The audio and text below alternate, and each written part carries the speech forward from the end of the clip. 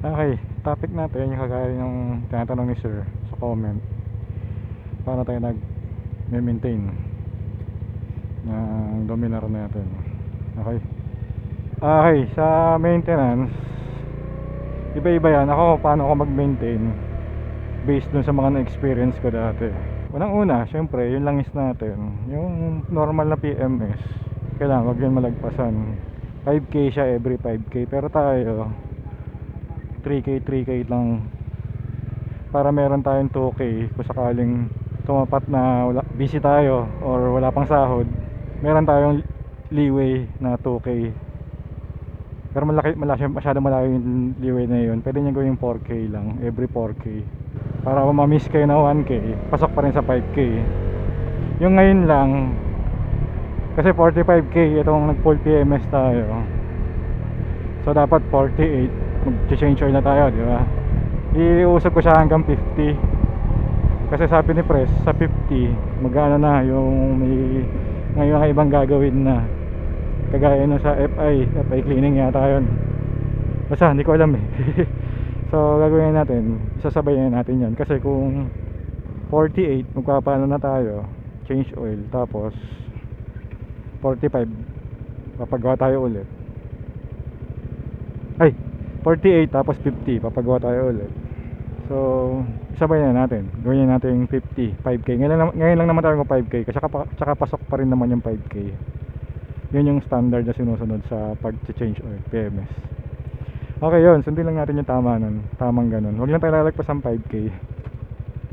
Kasi yung langis na gamit natin, yung kay Preston, yung RS8 or RS9, basta yun. Yan yung ano natin, lagi natin ginagawa. Hindi natin minimiss, hindi tayo nag-miss nun. So yun, kasi normal naman yun, kailangan talagang alagaan yun, kailangan talagang ano yun gawin, kasi langis, di ba, importante. Parang yun yung dugo ng motor natin. Sunod, ito yung sinasabi ko na naka-base to sa experience kung paano mag-maintain sa atin. Hanggang sa gulong, lagi tayo naka-monitor dyan. May TPMS tayo, kaya tayo bumili nyan, kasi nasiraan na tayo ng gulong, nasira siya kasi hindi natin na monitor. Kasi video tayo nun, hindi natin siya na monitor na maayos, tumatakbo siya ng sobrang lambot, so nasira agad. Pero okay pa rin naman, kaso nga lang pangit na ng itsura, so hindi yun okay. Kaya lagi natin susundin, lagi tayo nakamonitor dyan. Kung wala kayong TPMS yung ganito, kada alis dapat man talaga chinecheck yan, para malaman mo yung tire pressure mo. Kaso nga lang, kagaya sa atin na nag-uulan yung mga panahon na yun, kaya naman tayo mag-check. Kasi pag lapit mo sa motor mo, nakakapote ka na, kompleto na. So syempre ayaw mo na gusto mo na umalis na kagad kasi mainit, di ba? So huwag nyo ilalagpasan yan, yung gulong, kasi mahal pag nasira agad. Sa atin naman, nasurod naman yung 20K, mabot din naman ng 20K, kaso nga lang pangit na nga, may epekto na siya sa handling, sa takbo. Merong negative na effect. So maintain lang, laging check yung yung tingnan nyo yung kain, kasi pag hindi pantay, hindi nakapantay yung gulong, hindi diretso, hindi balance yung kain. So merong isang side na na mabilis mapudpod, so i-adjust dapat ang tama. Pero pagka pinagawa mo naman kay Press, check naman niya yun lagi, yung kain ng gulong. Pero kung ikaw mag-isa, katanggal ka ng gulong, well, katanggal tayo ng gulong minsan, dadaanan natin kasama yun sa susunod na mga points natin. Kailangan siguraduhin mo na pantay yung alignment. Bilis nun. So gulong yun, kasi medyo na tayo dyan, at natuto na tayo, kasi mahal yung gulong eh. Kaya meron na tayo nito. Kung kailangan bumili lang kayo ng TPMS para mas madali, hindi na kayo yuyuko kada alis. Titignan nyo na lang yan. Sunod, lagi natin mini-maintain yung preno. Panoorin nyo to kasi importante yung preno. Siyempre, preno yan. Hindi pwedeng wala yan or mahina. Lagi dapat dapat lagi yan, kondisyon. Kasi dyan nakasalalay yung natin, buhay kung tutusin. Mahina preno mo or hindi sa kondisyon, delikado. So yun, naparod nyo kung paano natin nilinisan harap likod, pati yung sa likod. Yung sinasabi ko tinatanggal yung gulong kasi meron tayong part na ginagarasahan doon para sa madali, pero pwede rin namang hindi. Naparod nyo sa video, nasisingit natin. Tapos isa sa pinaka-importante yung kadena. Tuwing Friday, tapos pag naulanan, umulan, ini-sprayan ko lang, hindi ko siya nililinisan, pero ini-sprayan ko siya ng tubig pagka uwi ko. Tapos kahit basta every Friday siya, kahit malinis pa yung motor or kahit tinatamad tayo maglinis ng motor, maglinis tayo ng kadena, kasabay yan ng preno. Weekly yan, weekly, tuwing Friday, tuwing Sabado. Pagka-gising ko ng Sabado ng hapon, doon tayo palagi naglilinis niyan.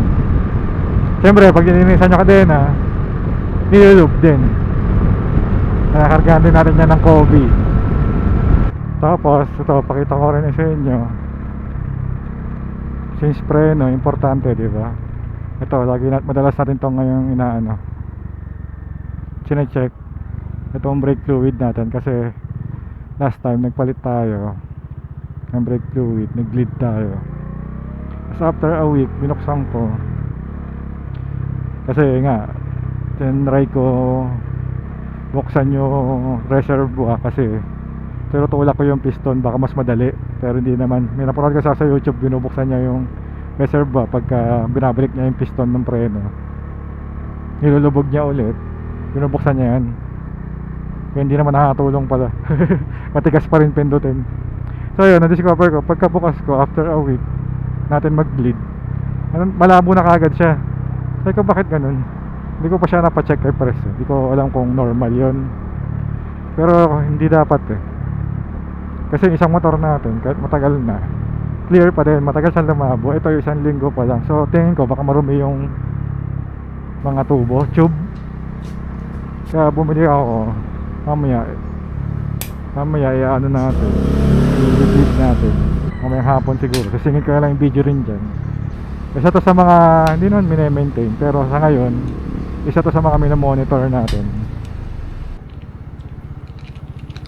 kasi nga ang bilis na lumambot kahit tinatalian ko siya overnight. Diba tinatalian ko yung preno ko pag overnight, matigas siya sa simula. Sa mga kalagitnaan ng biyahe, kagaya ngayon pagkahalit ko kay Mrs, medyo malambot na. Tapos ito, hindi naman palagi, pero siguro once a month sine-check ko yung langis niyan, yung grasa niyan, kasi may grasa sa loob yan. Nilagyan ko ng grasa para mas madali, sabi ni Pres, para mas maganda. Ito, nire-maintain yan. Check mo lang kung tama pa rin yung yung galaw niya, kung okay pa yung grasa na nilagay mo.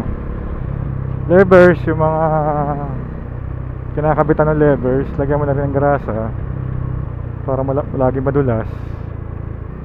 Yun, ganun lang. Yung mga moving parts sa pwedeng lagyan ng grasa, nilalagyan ko palagi. Yun palagi, once a month.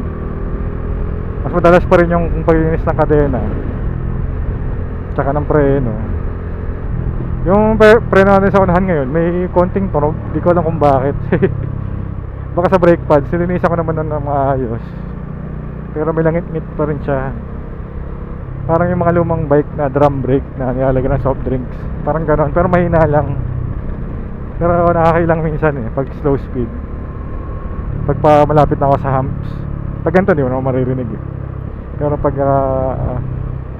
malapit ka sa humps, pahinto ka. Hindi pa pahinto, pa slow down ka sa humps, natunog siya, naririnig. Nakailang lang, pero di kasi ako sanay kasi wala naman siyang ganun dati. Hindi ko alam, baka sa brake pad or sa napudpud pa siguro ng konti. Ililihayin ko mamaya para makita ko kung magbabago o hindi. Okay, so ganoon na tayo mag-maintain. Ano ko ba? Basta yung PMS, huwag nyo lang kalimutan. Schedule naman yan. Kung ang nahirapan kayo sumunod sa 5K nyo na lang. Hintayin nyo na lang yung may service reminder naman tong motor natin. Mag-flash yan dyan sa dash natin kapag kailangan na sundin nyo lang yun. Tapos si press naman, yung mekaniko mo naman, sasabihin din naman niya kung ano yung mga kailangan gawin. Depende sa sa odo kung ilang kilometers na, kung ano yung mga kailangan gawin. Sundin nyo lang yun. Pag kung kayo nagme-maintain mismo sa sarili nyo. Pero kung yun nga, meron naman yan sa manual kung ano yung gagawin. O kung hindi nyo alam, tanong lang kayo sa mekaniko para i-DIY nyo. Nagaya na sa atin, 45K, pinul PMS na. So hindi naman natin alam yun eh. Si press lang naman magsasabi kung ano yung gagawin. Tapos yung kadena, dapat naman talaga mini-maintain natin palagi yan.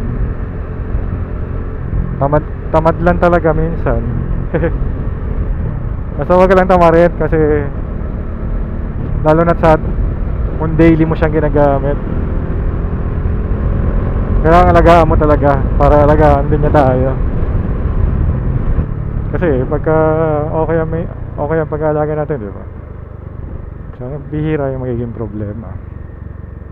Yung sa battery, wala naman tayong voltmeter, pero okay pa rin naman yung baterya natin.